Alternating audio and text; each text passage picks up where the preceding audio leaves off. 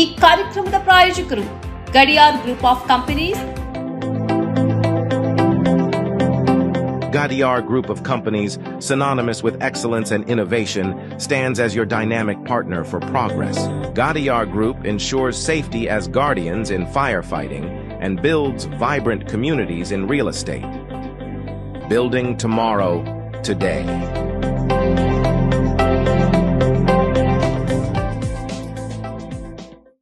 Kudukoli petrol pump Perla ವಿಶ್ವಾಸಾರ್ಹ ಸೇವೆಗೆ ಅಬ್ದುಲ್ಲಾ ಮಧುಮೂಲೆ ಸಾರಥ್ಯದ ಪೆರ್ಲಾ ಕುಡುಕೋಳಿ ಪಂಪ್ಗೆ ಭೇಟಿ ನೀಡಿ.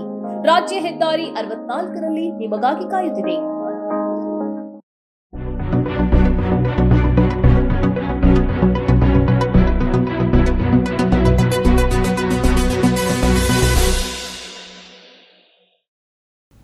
ಸನ್ಮಾರ್ಗ ಸುದ್ದಿ ಸಂಚಯಕ್ಕೆ ಸ್ವಾಗತ.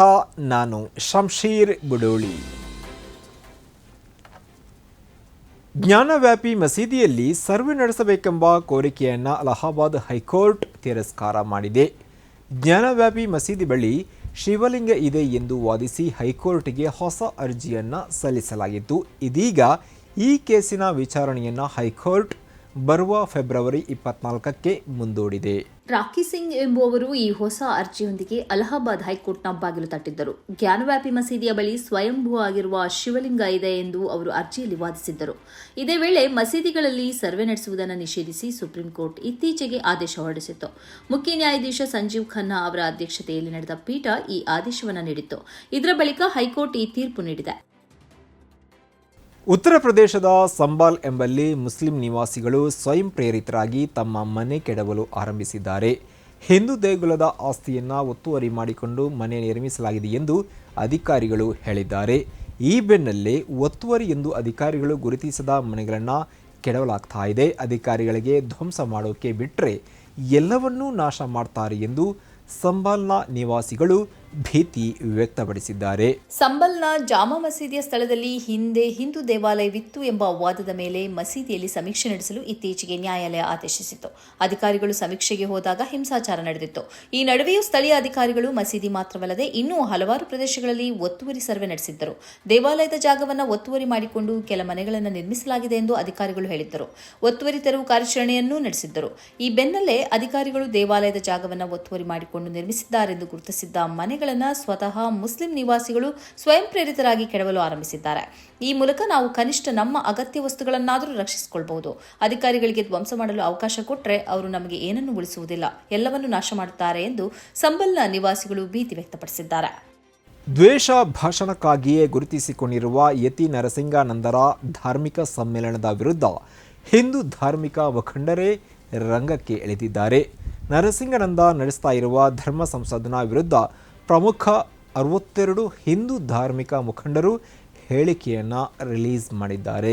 ಡಿಸೆಂಬರ್ 17ರಿಂದ 21ರವರೆಗೆ ನಡೆಯುತ್ತಿರುವ ಧರ್ಮ ಸಂಸದ್ ಪ್ರಚೋದನಕಾರಿ ಭಾಷಣಗಳಿಂದ ಕೂಡಿದೆ. ನಿರ್ದಿಷ್ಟ ಧರ್ಮವನ್ನು ಗುರಿಯಾಗಿಸಿ ಇಲ್ಲಿ ದ್ವೇಷ ಭಾಷಣ ಮಾಡಲಾಗ್ತಿದೆ. ಇದು ಸನಾತನ ಧರ್ಮದ ನೈಜ ಚೈತನ್ಯಕ್ಕೆ ವಿರುದ್ಧವಾದುದು. ಇಂತಹ ಚಟುವಟಿಕೆಯು ಹಿಂದೂ ಧರ್ಮದ ಧಾರ್ಮಿಕ ಪಾವಿತ್ರ್ಯಕ್ಕೆ ಕೇಡುಂಟು ಮಾಡುವುದಷ್ಟೇ ಅಲ್ಲ, ದೇಶದ ಶಾಂತಿ ಮತ್ತು ಸೌಹಾರ್ದಕ್ಕೂ ಧಕ್ಕೆ ತರುತ್ತಿದೆ ಎಂದು ಪತ್ರಿಕಾ ಹೇಳಿಕೆಯಲ್ಲಿ ತಿಳಿಸಲಾಗಿದೆ. Lingayat community, Warkari Sampradayi, the purple Pandit project, Vishwanath Mandir, school of Bhagavadgita, Balakram Mandir ಮುಂತಾದ ವಿವಿಧ ಸಂಘಟನೆಗಳ ಪ್ರತಿನಿಧಿಗಳು ಈ ಹೇಳಿಕೆಗೆ ಸಹಿ ಹಾಕಿದ್ದಾರೆ. ದಿನದಿಂದ ದಿನಕ್ಕೆ ಚಳಿ ಹೆಚ್ಚುತ್ತಲೇ ಇದೆ.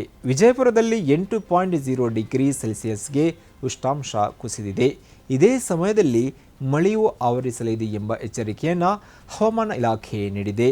ಡಿಸೆಂಬರ್ 20ರಿಂದ ಕರಾವಳಿ ರಾಜ್ಯಗಳಲ್ಲಿ ಮಳೆ ಸುರಿಯುತ್ತೆ. ಇದು ಬೆಂಗಳೂರು ಸೇರಿದಂತೆ ಹಳೆ ಮೈಸೂರು ಪ್ರದೇಶಗಳನ್ನು ಆವರಿಸಲಿದೆ.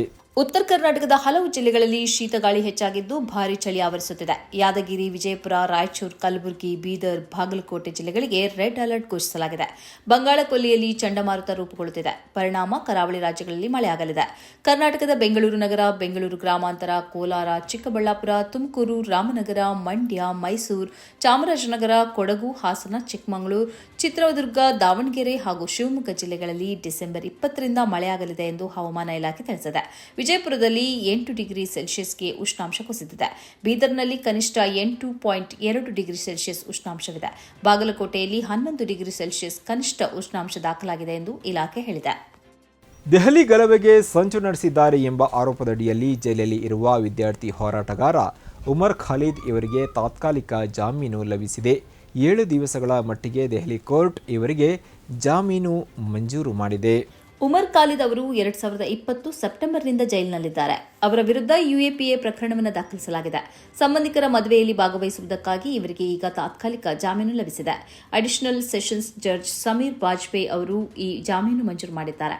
2022 ಅಕ್ಟೋಬರ್ನಲ್ಲಿ ದೆಹಲಿ ಹೈಕೋರ್ಟ್ ಉಮರ್ ಖಾಲಿದ್ಗೆ ಜಾಮೀನು ನಿರಾಕರಿಸಿತ್ತು. ಇದನ್ನು ಪ್ರಶ್ನಿಸಿ ಉಮರ್ ಖಾಲಿದ್ ಸುಪ್ರೀಂ ಕೋರ್ಟ್ಗೆ ಮನವಿ ಸಲ್ಲಿಸಿದರಾದರೂ ಆ ಬಳಿಕ ತನ್ನ ಮನವಿಯನ್ನು ಹಿಂಪಡೆದುಕೊಂಡರು. ಈ ವರ್ಷದ ಆರಂಭದಲ್ಲಿ ಜಾಮೀನು ಕೋರಿ ಇವರು ವಿಚಾರಣಾ ನ್ಯಾಯಾಲಯಕ್ಕೆ ಅರ್ಜಿ ಹಾಕಿದ್ರು. ಆದರೆ ಅಲ್ಲಿ ಅವರಿಗೆ ಜಾಮೀನು ಮಂಜೂರಾಗಿರಲಿಲ್ಲ. ಈ ನಿರಾಕರಣೆಯನ್ನು ಪ್ರಶ್ನಿಸಿ ಉಮರ್ ಖಾಲಿದ್ರು ದೆಹಲಿ ಹೈಕೋರ್ಟ್ಗೆ ಮನವಿ ಮಾಡಿದ್ದಾರೆ. ಅದು ಇನ್ನೂ ವಿಚಾರಣೆಗೆ ಬಂದಿಲ್ಲ. ದೆಹಲಿ ಗಲಭೆಗೆ ಬಗ್ಗೆ ಸಂಬಂಧಿಸಿ ಉಮರ್ ಖಾಲಿದ್ ಅವರಲ್ಲದೆ ತಾಹಿರ್ ಹುಸೇನ್, ಖಾಲಿದ್ ಸೈಫಿ, ಇಶ್ರಾತ್ ಜಹಾಂ, ಮೀರಾನ್ ಹೈದರ್, ಗುಲ್ಫಿಶ್ ಫಾತಿಮಾ, ಶಿಫಾ ಉರ್ರಾ ರೆಹಮಾನ್, ಆಸಿಫ್ ಇಕ್ಬಾಲ್ ತನ್ಹಾ, ಶಾದಾಬ್ ಅಹಮದ್, ತಸ್ಲೀಂ ಅಹಮದ್, ಸಲೀಂ ಮಲಿಕ್, ಮೊಹಮ್ಮದ್ ಸಲೀಂ ಖಾನ್, ಅಥರ್ ಖಾನ್, ಸಫುರ್ ಜರ್ದಾರ್, ಶರ್ಜೀಲ್, ಇಮಾಮ್ ಫೈಜಲ್ ಖಾನ್, ನತಾಶಾ ನರ್ವಾಲ್ ಮುಂತಾದವರ ವಿರುದ್ಧ ಯುಎಪಿಎ ಪ್ರಕರಣ ದಾಖಲಿಸಲಾಗಿದೆ. ರಾಜ್ಯದ ಮಂತ್ರಿಗಿಂತಲೂ ನಾನು ಶಕ್ತಿಶಾಲಿಯಾಗಿದ್ದೀನಿ, ಹೀಗಾಗಿ ನಾನು ಯಾರಿಗೂ ಅಂಜುವ ಮಗ ಅಲ್ಲ ಎಂದು ಬಿಜೆಪಿ ಪಕ್ಷದ ಹಿರಿಯ ಶಾಸಕ ಬಸನಗೌಡ ಪಾಟೀಲ್ ಯತ್ನಾಳ್ ಹೇಳಿದ್ದಾರೆ. ನಿಮ್ಮನ್ನು ನಿಮ್ಮ ಪಕ್ಷದವರೇ ಮಂತ್ರಿ ಮಾಡಿಲ್ಲ ಅಲ್ವಾ ಅಂತ ಯತ್ನಾಳ್ ಕಾಲನ್ನು ಎಳೆಯುವಂತಹ ಪ್ರಯತ್ನವನ್ನು ಇದೇ ವೇಳೆ ಸಚಿವ ಎಂಬಿ ಪಾಟೀಲ್ ಮಾಡಿದ್ದಾರೆ. ಬುಧವಾರ ವಿಧಾನಸಭೆಯಲ್ಲಿ ಉತ್ತರ ಕರ್ನಾಟಕ ಅಭಿವೃದ್ಧಿ ಕುರಿತ ಮುಂದುವರೆದ ಚರ್ಚೆಯಲ್ಲಿ ಪಾಲ್ಗೊಂಡು ಮಾತನಾಡಿದ ಶಾಸಕ ಬಸನಗೌಡ ಪಾಟೀಲ್ ಯತ್ನಾಳ್, ನೀವು ಬರೀ ಮಂತ್ರಿಯಾಗಿ ಕುಯ್ ಕುಯ್ ಎನ್ನಬಹುದು, ಆದರೆ ನಾನು ಯಾರಿಗೂ ಅಂಜುವ ಮಗನಲ್ಲ. ಯತ್ನಾಳ್ ಅನ್ನುವಂತಹದ್ದು ಒಂದು ಶಕ್ತಿಯಾಗಿದೆ ಎಂದು ಬೃಹತ್ ಕೈಗಾರಿಕಾ ಸಚಿವ ಎಂಬಿ ಪಾಟೀಲ್ರಿಗೆ ನೆನಪು ಮಾಡಿಕೊಡುತ್ತೇನೆ ಎಂದು ತಿರುಗೇಟು ನೀಡಿದರು. ನಾನು ಕೇಂದ್ರದಲ್ಲಿಯೂ ಮಂತ್ರಿಯಾಗಿದ್ದೆ, ಈಗ ಶಾಸಕನಾಗಿದ್ದೇನೆ. ನಾನು ರಾಜ್ಯದ ಮಂತ್ರಿಗಳಿಗಿಂತ ಪವರ್ಫುಲ್ ಎಂದು ಯತ್ನಾಳ್ ಹೇಳಿಕೊಂಡರು. ಇದಕ್ಕೆ ಆಕ್ಷೇಪಿಸಿದ ಸಚಿವ ಎಂಬಿ ಪಾಟೀಲ್, ಈ ವೇಳೆ ನೀವು ಮಂತ್ರಿಯಾಗಿಲ್ಲವಲ್ಲ, ನಿಮ್ಮನ್ನ ನಿಮ್ಮ ಪಕ್ಷದವರು ಮಂತ್ರಿ ಮಾಡಿಲ್ಲವಲ್ಲ ಎಂದು ಸಚಿವ ಎಂಬಿ ಪಾಟೀಲ್ ಯತ್ನಾಳ್ ಕಾಲೆಳೆದರು. ಈ ಸರ್ಕಾರದಲ್ಲಿ ಉತ್ತರ ಕರ್ನಾಟಕದ ಭಾಗದವರು ನೀರಾವರಿ ಸಚಿವರು ಆಗಿಲ್ಲ, ಅದಕ್ಕಾಗಿ ನಮಗೆ ನ್ಯಾಯ ಸಿಕ್ಕಿಲ್ಲ. ಹೀಗಾಗಿ ಉತ್ತರ ಕರ್ನಾಟಕ ಭಾಗದವರನ್ನ ನೀರಾವರಿ ಸಚಿವರನ್ನಾಗಿ ಮಾಡಬೇಕೆಂದು ಆಗ್ರಹಿಸಿದ ಯತ್ನಾಳ್, ಈ ಹಿಂದೆ ಎಂಬಿ ಪಾಟೀಲ್, ಎಚ್ಕೆ ಪಾಟೀಲ್ ಸಚಿವರಾಗಿದ್ದಾಗ ಅವರಿಗೆ ಈ ಭಾಗದ ಯೋಜನೆಗಳ ಬಗ್ಗೆ ಕಳಕಳಿ ಇತ್ತು ಎಂದು ಉಲ್ಲೇಖಿಸಿ ಪರೋಕ್ಷವಾಗಿ ಜಲಸಂಪನ್ಮೂಲ ಖಾತೆ ಹೊಂದಿರುವ ಡಿಕೆಶಿಗೆ ತಿರುಗೇಟು ನೀಡಿದರು. ಇದುವೇ ಈ ಹೊತ್ತಿನ ಸನ್ಮಾರ್ಗ ಸುದ್ದಿ ಸಂಚಯ. ನಿರಂತರವಾಗಿ ನೋಡ್ತಾ ಇರಿ ಸನ್ಮಾರ್ಗ ನ್ಯೂಸ್. ಸುದ್ದಿಗಳ ಸಂತೆಯಲ್ಲಿ ಸತ್ಯದ ಮೊಂಬತ್ತಿ.